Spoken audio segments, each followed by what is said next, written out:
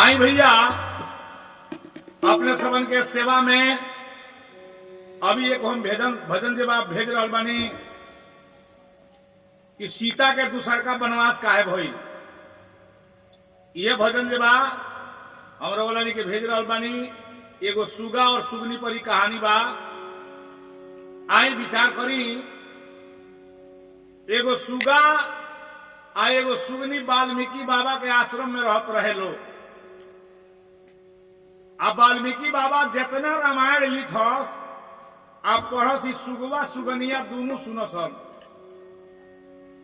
एक दिन जेठ बैसाख के महीना बा बाबा के कुटिया छोड़ के सुगा सुगनी दोनों जे बा उड़ गई लोग।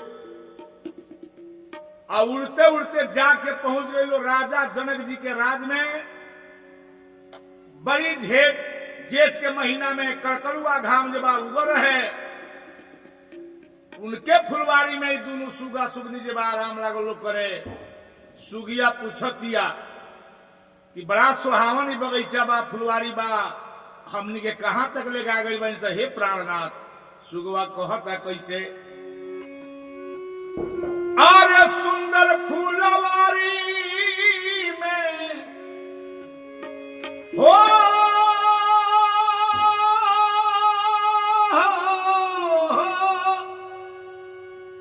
अरे सुंदर फुलवारी में अरे सुंदर फुलवारी में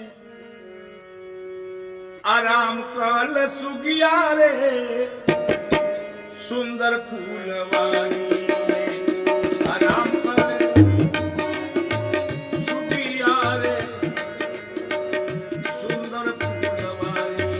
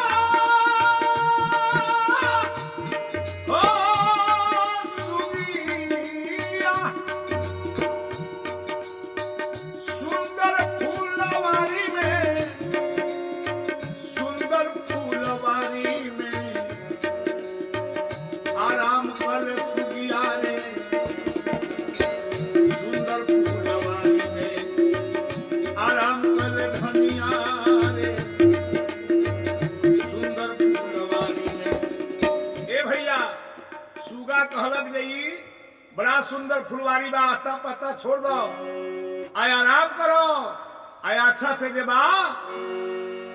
आराम करके जब ठंडा हो तो हमने के निकल जाई। ए भैया सुगा जेबा ई बात सुगनी के समझावता कहता कैसे कह रहा बा एकरा पर हमने के ध्यान दे बा। आज जब घात हो जाला तो एक जब आप प्रणाम कहियो ना कहियो खराब मिलेला। पंखा बंद करी खींच दे कहियो ना कहियो एक प्रणाम जब खराब मिलेला। ऐसे केहू के संगे घात ना करे के कवि के भाव बा। सुगिया के सुगवा समझावता आ बार बार कहता जनक जी के राज हवे उनके राजा धानिया जनक जी के राज हवे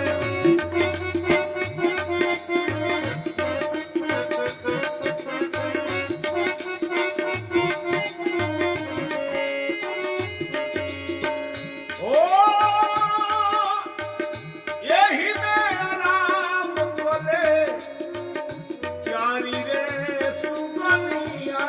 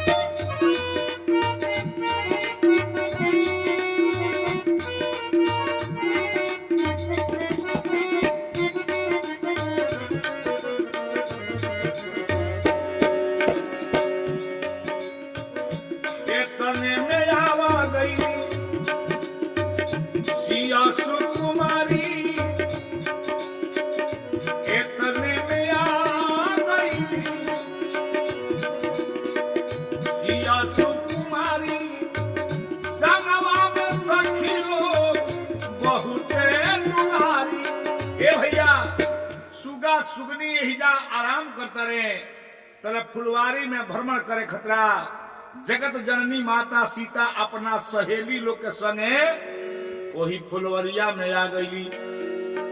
जब फुलवारी में आई बलो आ सुगवा देखले बा तो कहलक सुगनिया से, जय सुगी हाउ देखत रुके हो त ना आ तो सुनो हम बताओ तानी ई वाल्मीकि बाबा लिखत रहले तो एक दिन कहत रहले का कहत रहले सुगिया कहतिया जे बताई जे का कहत रहले इनकर नाम हो सिया सुकुमारी इनकर नाम हो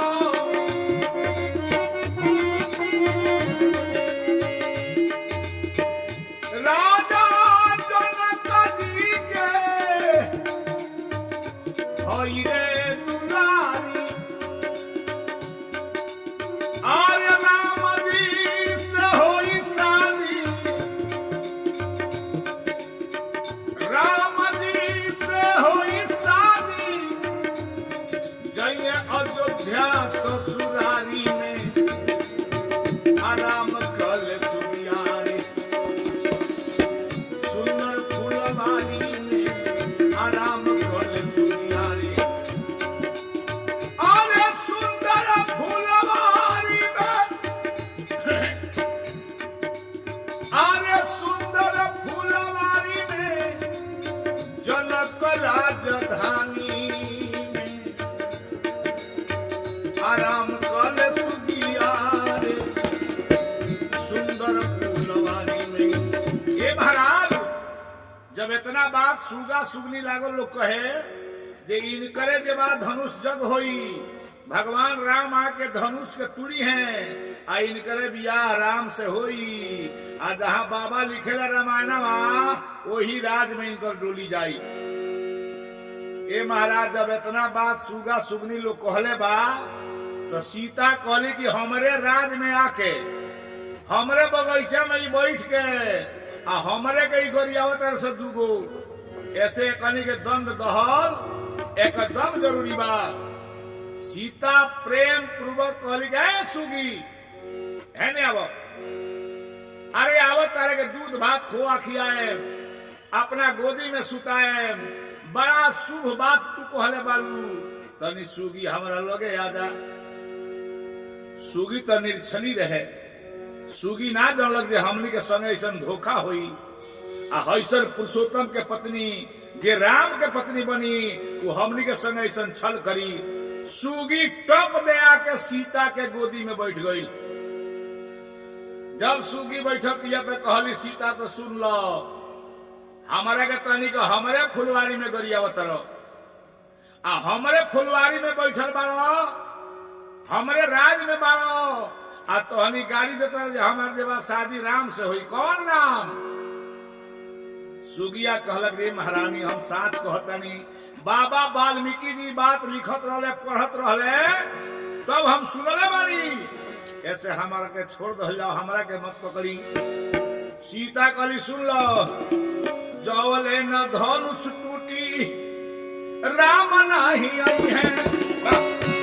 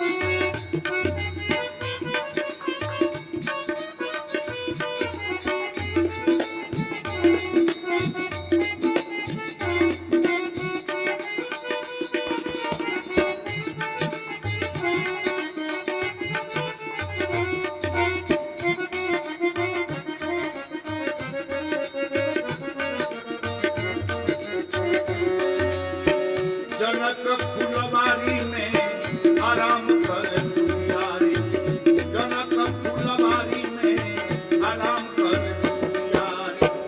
ए भैया सुगी के सीता पकड़ रहली आ कहली कि जौले अयोध्या हम जाएब ना, राम जी आके धनुष तुड़िए ना, तबले तोरा के ना छोड़े सुगी ते हमरे फुलवारी में रह के हमरे राज में आके तू हमरा के गरियौले बड़ू, तू निमन काम नहीं खुकैले। ए भैया सुगी गर्भावस्था में बाड़ी रोए लगली कि हे सीता, वाल्मीकि बाबा के कहल बात कहियो झूठ नहीं के भइला होई, इस साच बात बाकी तुहार बियाह आराम से होई, हमनी के कष्ट मत दो। सीता कहली कि हो नहीं के सकत, जौले हमार बियाह आराम से ना हो जाई तबले तुम्हारा के ना छोड़े, पिजरा में बंद करके रखे, जवन खैबू तवन खियाए, लेकिन ना छोड़ब। ए महाराज जब इतना अडीन पड़ल सीता कहली तो सुगा रोवे लागल, कहता सुनबू तो सुनबू ए सीता हमारो रजिया,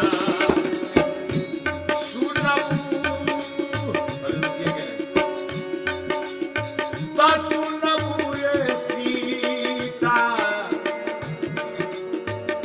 हमारी हो रजिया।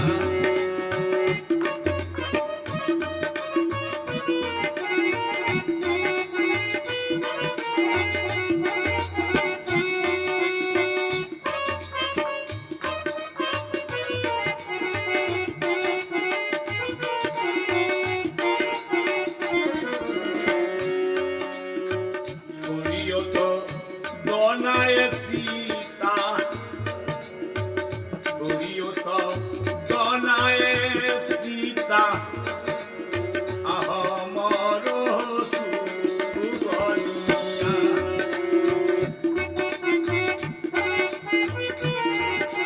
जय हो।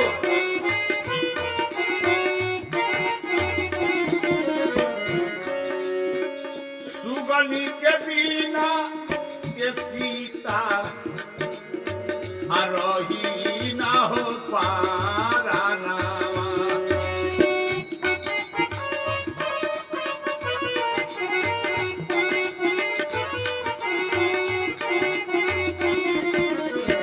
रोता के सुगवाए भैया सीता के हो सामाना।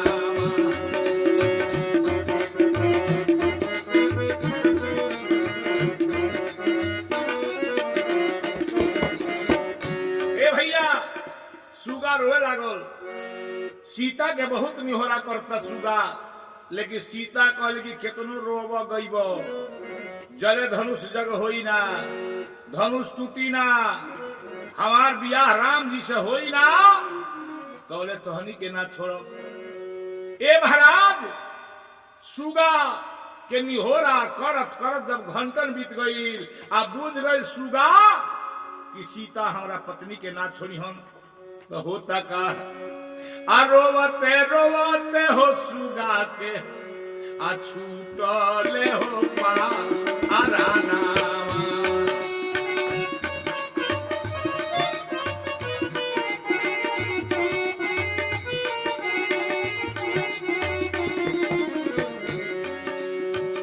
रोवते रोवते हो सुगा के छूट तारे पाराना।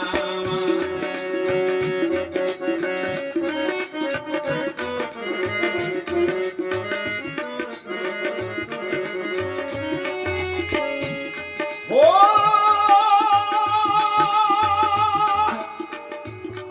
रामा धरती पर गिर गईल सुगवा बेदी के हो पाराना।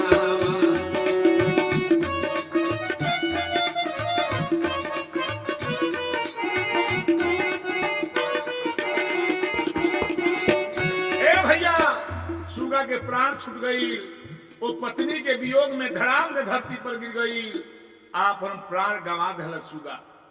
ए महाराज, जब सुगा धरती पर गिर के मर गई, आ सुगी के लेकर के हाथ में सीता सोचे लगली कि रे दादा, ये तो बड़ी घात हो गई, हम ना जननी हो कि इतना प्रेम सुगा और सुगनी में बा।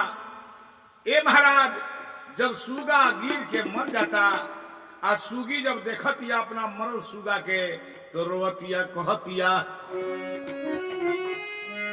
हो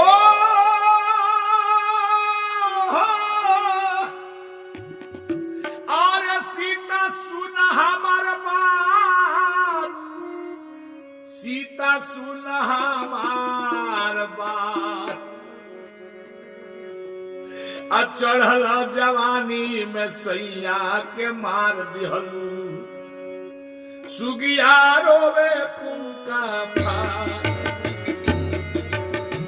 चढ़ल जवानी में सैया के मार दिहल।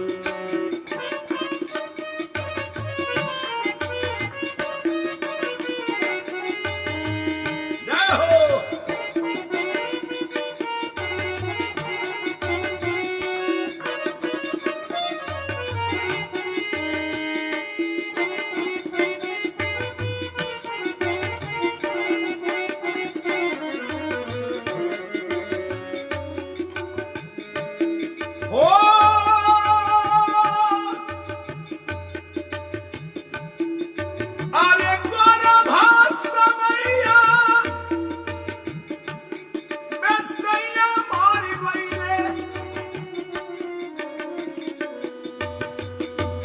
कैलू भाया भारी धार, रोवतिया सुगिया उनका हाथवा में,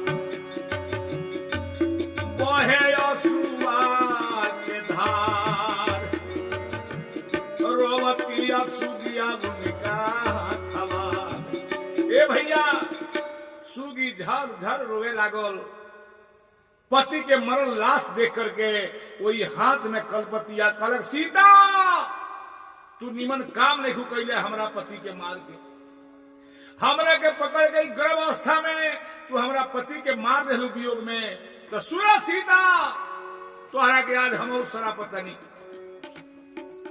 अरे दिहलोक शराब सुगिया उनके हाथवा में, सुनो देख ध्यान, गर्भ समैया सैया छोड़ दी है बाबा, तोहरो होई बानवास,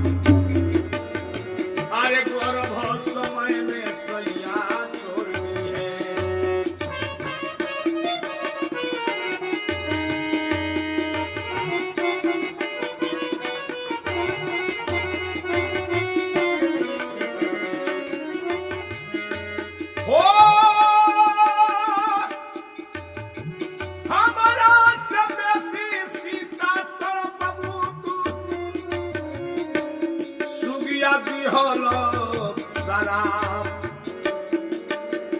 अरे भोगे न कोई अधर जो धनिया के,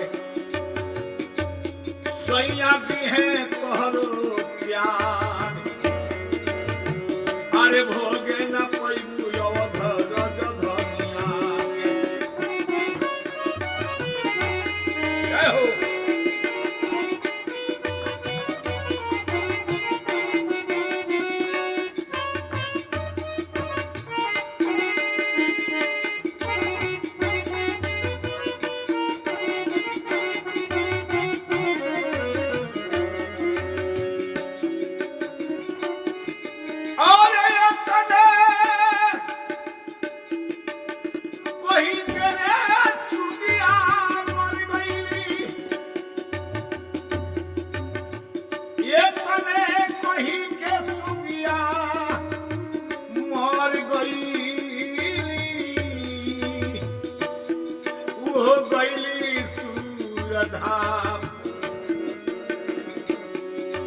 अरे श्राप देहलक सुगिया हो सीता के, पीछा जाई ना शराब। शराब देवे सुगी की सीता, जे तेरे हम गर्भावस्था में तड़पतानी आ हमरा सामने हमार पति हमरा वियोग में मर गईले, वही तेरे एक दिन उस समय तुहरा पर सीता आई कि तू गर्भावस्था में आईबू आ तोहरो पति तुहरा के घर से निकाल दी है आ तू तड़प तड़प के मरबू। आ इतने कह के सुगी अपन प्राण त्याग दलक। भैया होता का अरे उहे रे सुगिया धोबिया धोबिनिया भइले, देखियो धपूर राज। ओही रे श्राप से सीता वन में गई, मीठे ना विधि के विधान। भैया हो लोग कहेला कि हम धर्म कले यानी पाप कट गई, ऐसा कबो ना होला। अगर ऐसा होखे के रही तो बहुत ज्यादा धर्म भीष्म पितामह कैले रहले, लेकिन जब पूर्व जन्म के पाप जब धइल तो बाढ़ के सेज पर सुते के पड़ल। ओई तरह सीता के जब उस श्राप सुगी वाला भइल तो वे सुगवा सुगनिया अयोध्या में जाके धोबी और धोबिन भइले सन। आ जब सीता आइल बड़ी लौट के लंका से, आ भगवान राम लक्ष्मण जी सारा लोग जब गइल बा जंगल से आकर के अयोध्या भ्रमण करे, वही समय में धोबिया मारता धोबिनिया के आ लागल कहा कि भाग कहतर नहियर जाए के। जैया नहियर चल जेबू तरह के सपनों में ना बुलाए। इका राम होने रे जे रावण लिए के इतना दिन सीता का लंका में रख आया के फिर घर में रख ले। खबरदार, यही बात के चोट पर भगवान राम सीता के गर्भावस्था में जंगल में भेज दले। यही सुगी के श्राप रहे भैया। वे धोबी धोबिन भइले सब कभी का कहते रे, अरे कर्मा फल देहिया भोगेला, अरे कर्म के फल देहिया अरे भोगेला। लिखल बा बेदावा पुराण, लिखे शर्मा रामचंद्र सीता बनवा गईली, रहे सुगिया के श्राप। लिखे शर्मा रामचंद्र सीता बनवा गईली, रहे सुगिया के श्राप।